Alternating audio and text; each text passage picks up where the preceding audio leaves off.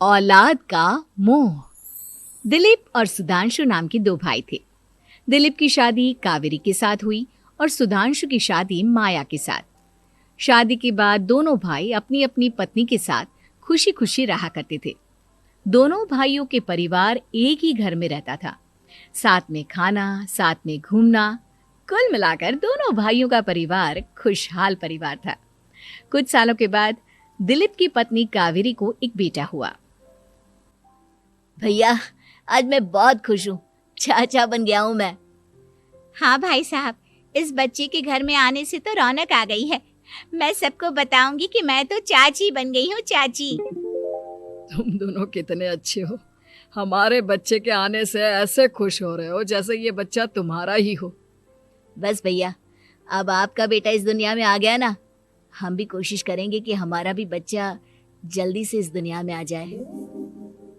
और फिर आपका और हमारा बच्चा दोनों मिलकर दिन भर घर के आंगन में खेला करेंगे। कितना मजा आएगा ना। सच कहती हो माया, मैं भी उसी दिन का इंतजार कर रही हूँ जब तुम्हारी भी गोद भर जाएगी और मेरे बेटे को एक छोटा भाई या बहन मिल जाएगी। 1 साल बीत जाता है। दिलीप और कावेरी का बेटा अब 1 साल का हो चुका था, लेकिन सुधांशु और माया की कोई औलाद नहीं होती।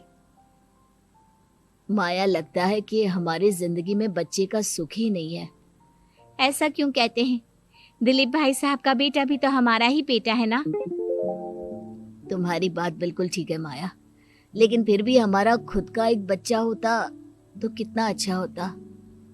हाँ, कावेरी भाभी भी हमेशा कहती हैं उन्हें अपने बेटे के लिए एक छोटा भाई या बहन चाहिए। लेकिन देखिए ना, हमारी तो किस्मत ही कितनी खराब है। हमारे तो सारे ट्रीटमेंट भी फेल हो चुके हैं। डॉक्टर ने भी साफ साफ कह दिया है कि तुम कभी माँ नहीं बन सकती। वही तो सुधांशु, बहुत बुरी किस्मत है हमारी। लेकिन माया, हम अपनी किस्मत को इतना क्यों कोस रहे हैं? हम दिलीप भाई साहब के बेटे को अपने बेटे की तरह ही प्यार कर सकते हैं ना। हाँ जी, बिल्कुल सच कहा। मैं भी वैसा कर सकती हूँ। चाची हूँ, उसे छोटी माँ का प्यार नहीं दूंगी क्या? कुछ दिनों के बाद दिलीप का एक दोस्त दिलीप से मिलने के लिए आता है। अरे क्या बात है दिलीप, बधाई हो बधाई। और घर तो काफी बड़ा है तुम्हारा। वैसे तुमने अपने बेटे के बारे में क्या सोचा है? भैया, और क्या सोचेंगे, बस उसे पढ़ा लिखा कर अफसर बनाएंगे, उसकी पढ़ाई पर खर्च करेंगे। अरे भाभी, आपकी तो इतनी सारी प्रॉपर्टी है, आपको किस बात की चिंता? ले देकर एक बेटा ही तो है। अरे नहीं दोस्त, तुम गलत समझ रहे हो। इस घर में मैं और मेरा छोटा भाई दोनों रहते हैं। इस घर का आधा हिस्सा मेरे छोटे भाई का है। अच्छा, कितने बच्चे हैं तुम्हारे छोटे भाई के? भैया, उनके साथ ना कुछ प्रॉब्लम है। मेरी देवरानी कभी माँ नहीं बन सकती। अरे फिर किस बात की चिंता? अरे मैं तो कहता हूँ अपने बेटे के भविष्य के बारे में सोचिए ही मत। बस ये घर उसके नाम करवा दीजिए। देखिए, आपके भाई का भी कोई बच्चा नहीं है तो सब कुछ आपके बेटे को ही मिलना चाहिए। लेकिन ऐसा करना क्या सही होगा? अगर उनका बच्चा नहीं है तो क्या हुआ? ये घर आधा उनका है, उनकी जो मर्जी है वो करे। अरे कैसी बात करते हो? उनकी कोई औलाद नहीं है, वो क्या करेंगे प्रॉपर्टी अपने नाम रखकर?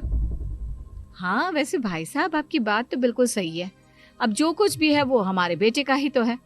आखिर वही तो इस घर के वंश को आगे बढ़ाएगा। मैं कल ही देवर जी से बात करती हूँ। अगले दिन सुधांशु और माया, इधर आओ। तुम दोनों से एक बहुत जरूरी बात करनी है मुझे। बताइए ना भाभी, क्या बात है? आपको कहीं जाना है तो आप अपने बेटे को मेरे पास छोड़कर जाइए। मैं ही पूरा दिन रख लूंगी उसे। अरे नहीं माया, वो तो मुझे पता है। मैं किसी और चीज के बारे में बात करना चाहती हूँ। बताइए ना भाभी, क्या बात है? देखिए देवर जी, आपका कोई बच्चा है नहीं, लेकिन मैं जानती हूँ कि आप हमारे बेटे को अपने बेटे की तरह ही प्यार करते हैं। भाभी, बेटी की तरह नहीं, वो हमारा ही बेटा है। मेरे लिए तो वो मेरा ही बच्चा है। वही तो फिर क्यों ना ये सारी प्रॉपर्टी हम मेरे बेटे के नाम करवा दे, क्योंकि तुम्हारा हो या मेरा, हम सबका एक ही तो है बेटा। लेकिन भाभी, अभी तो वो सिर्फ 1 साल का है। अभी से प्रॉपर्टी उसके नाम करवाने का क्या मतलब है? देखे देवर जी, जो काम जितना जल्दी हो जाए ना उतना अच्छा। आने वाले वक्त का क्या भरोसा। भाभी भरोसा क्यों नहीं, हम तो हमेशा आपके बेटे को माँ बाप की तरह ही प्यार करेंगे। हाँ, लेकिन फिर भी मैं चाहती हूँ कि ये सारी प्रॉपर्टी मेरे बेटे के नाम हो जाए। अब मुझे नहीं लगता तुम दोनों को इसमें कोई भी परेशानी होगी, है ना? भाभी वैसे तो आप जो कह रही हैं वो बहुत जल्दबाजी है, लेकिन फिर भी अगर आपको ऐसा लगता है तो ठीक है, कल ही प्रॉपर्टी के पेपर बनवा लीजिए, मैं और माया उस पर साइन कर देंगे। इस तरह से अगले दिन प्रॉपर्टी के पेपर बनवाकर सारी प्रॉपर्टी दिलीप और कावेरी के बेटे के नाम पर करवा दी जाती है। कुछ दिनों के बाद सुधांशु, सुबह सुबह ये कौन लोग आ गए हैं तुम्हारे घर पर? भैया वो ऊपर वाला कमरा खाली पड़ा था ना, सोच रहा था किराएदार रख देता हूँ। लेकिन किराएदार रखने से पहले आपने हमसे पूछा भी नहीं। भाभी, इसमें आपसे पूछने वाली क्या बात थी? हमें एक ही कमरे की जरूरत थी, इसलिए सोचा दूसरा कमरा किराया पर दे देते हैं, कुछ इनकम हो जाएगी। अरे माया, ये सारी प्रॉपर्टी अब मेरे बेटे के नाम पर है और यहाँ पर जो कुछ भी होगा उसके लिए तुम्हें मेरी या दिलीप की परमिशन तो लेनी पड़ेगी ना। हाँ सुधांशु, तुम्हारी भाभी ठीक ही तो कह रही है। अब देखो, तुमने खुद अपने हाथों से ये प्रॉपर्टी हमारे बेटे के नाम की है, वह अभी बहुत छोटा है, तो इस घर से रिलेटेड सारे फैसले तुम्हें हमसे पूछ कर लेने चाहिए। भाभी, हमें तो लगा था कि आप हम लोगों से बहुत प्यार करती हैं, लेकिन आप तो हमारे साथ भेदभाव करने लगी। अरे, इसमें भेदभाव करने वाली क्या बात है? और मैंने कौन सा तुमसे कुछ गलत मांग लिया? अरे ले देकर मेरा बेटा इकलौता इस पूरे वंश का वारिस है, सब कुछ उसके नाम है। तुम्हें इस बात से जलन क्यों हो रही है? भाभी, माया को जलन नहीं हो रही, वो तो बस ऐसे ही कह रही थी। सब जानती हूँ मैं, इसकी खुद की तो कोई औलाद पैदा नहीं हुई, बस इसीलिए जब देखो तब मेरे बेटे पर बुरी नजर डालती रहती है। देखो माया, कावेरी तुमसे बड़ी है, वो जैसा कहती है वैसा करो। और वैसे भी इस घर पर अब तुम लोगों का कोई अधिकार नहीं है, वो तो हम लोगों की भलाई समझो जो तुम्हें अभी तक यहाँ रहने दिया है। भैया, आप इतने कैसे बदल गए? इस प्रॉपर्टी ने आपके दिल से हमारे लिए प्यार पूरी तरह खत्म कर दिया है क्या? इसी तरह वक्त बीतता जाता है और देखते देखते दिलीप और कावेरी का बेटा प्रणव 25 साल का हो जाता है और उसकी नौकरी लग जाती है। पापा, आज मेरा अपॉइंटमेंट लेटर आ गया है, मैंने सिंगापुर में जॉब ज्वाइन कर ली है। लेकिन प्रणव, विदेश में नौकरी करने जाने से पहले तुम्हें कम से कम अपने मम्मी पापा से एक बार पूछना चाहिए था ना। इसमें पूछने वाली क्या बात है माँ?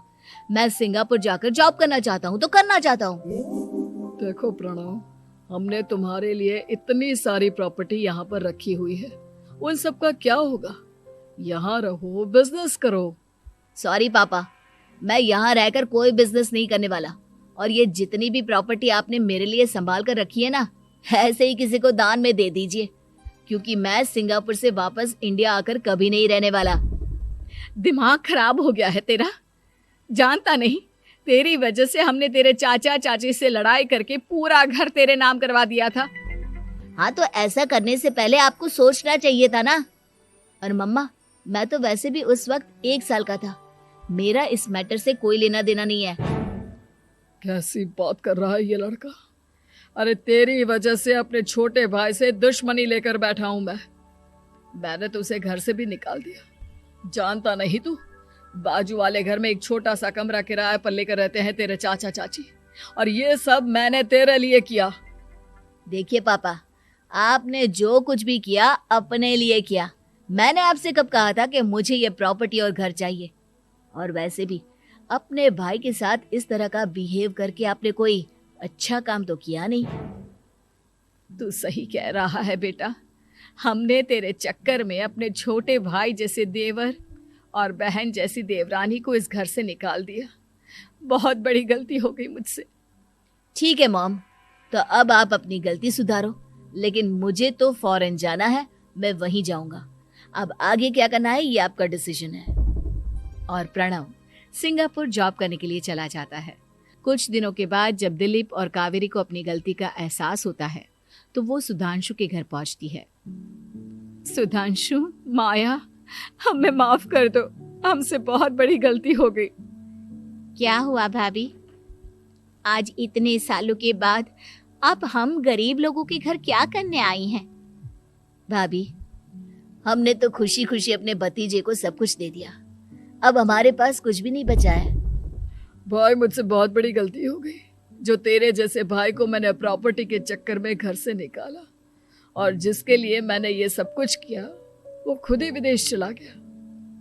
भैया भाभी, जिस बेटे के लिए आपने हम लोगों को इतनी तकलीफ दी, आपस के प्यार को बिगाड़ा, जब वही आपसे दूर चला गया तो आपको इस बात का एहसास हुआ। लेकिन माफ कीजिए, अब हम आपके साथ रहने के लिए उस घर में नहीं आ सकते। नहीं नहीं माया, ऐसा मत कहो। मुझसे बहुत बड़ी गलती हो गई। प्लीज वापस चलो, मैं वो घर फिर से तुम्हारे नाम कर देती हूँ। भाभी, मैं उस घर का क्या करूंगी? किसके लिए? मेरा कोई बच्चा नहीं। मैं तो बस जिंदगी भर आप लोगों के साथ प्यार से रहना चाहती थी। प्रणव को अपने बेटे की तरह प्यार करना चाहती थी, लेकिन आपने मुझसे वो अधिकार छीन लिया। भाभी और भैया, एक सवाल पूछना चाहता हूँ आप लोगों से। जो बच्चा कुछ ही दिन पहले दुनिया में आया हो, जिस बच्चे के भविष्य का आपको पता ही ना हो, उसके लिए अपने पुराने रिश्तों को तोड़ देना, अपने सगे रिश्तेदारों से दुश्मनी मोल लेना, उनके साथ झगड़ा करना, उनकी बेइज्जती करना, क्या ये सही है?